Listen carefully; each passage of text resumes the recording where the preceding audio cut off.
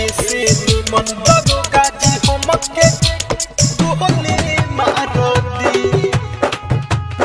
गोली मारती DJ Rupesh hello ऐसे मन दरोगा जी हमके गोली मारती गोली मारती भइल बाटे केस लाइल बानी थाना में बाकी कौनो गलती ना बाटे ये दीवाना में भइल बाटे केस लाइल बानी थाना में बाकी कौनो गलती ना बाटे ये दीवाना में कोरी खेला खत्म दुखवा से मुबारदी सुनियो बेवफा के कैसे बिसरदी ऐसे निमन दरोगा जी हमके गोली मारदी सुनियो बेवफा के कैसे बिसरदी ऐसे निमन दरोगा जी दिल पर गोली मारदी बुझली डीजे रुपेश हेलो ऐसे निमन दरोगा जी हमके गोली मारदी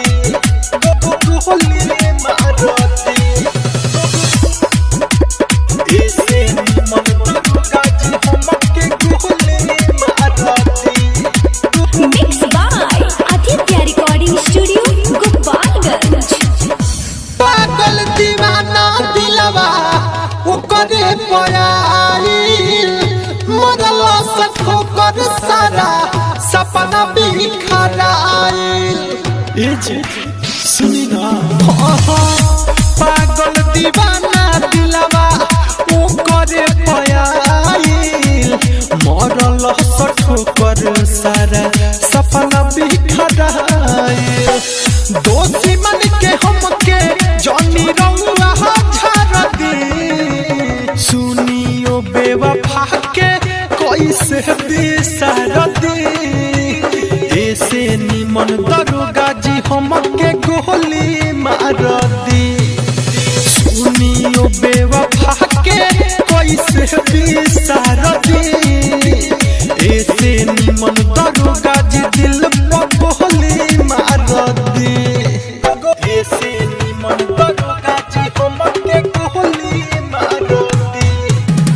डीजे रुपेश हेलो ऐसे निमन दरोगा जी हमके गोली मारदी गोली मारदी बुझी दीपकावा के बात बात सही अपन दिलवा के दर्द रउआ से कही ए दरोगा जी सुनी ना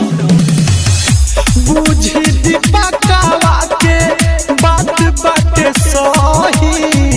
दिलवा के दर्द सारा रउआ से कही हमारा ऊपर गम के जानिए तना भारती सुनियो बेवफा के कैसे बिसरदी ऐसे निमन दरोगा जी हमके गोली मारदी सुनियो बेवफा के कैसे बिसरदी ऐसे निमन दरोगा जी दिल पर गोली मारदी भइल बाटे केस लाइल बानी थाना में बाकी कौनो गलती ना बाटे ये दीवाना में कोरी खेला खत्म दुखवा से मुबारदी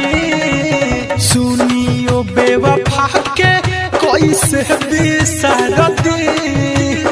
ऐसे निमन दरोगा जी हमके गोली मारदी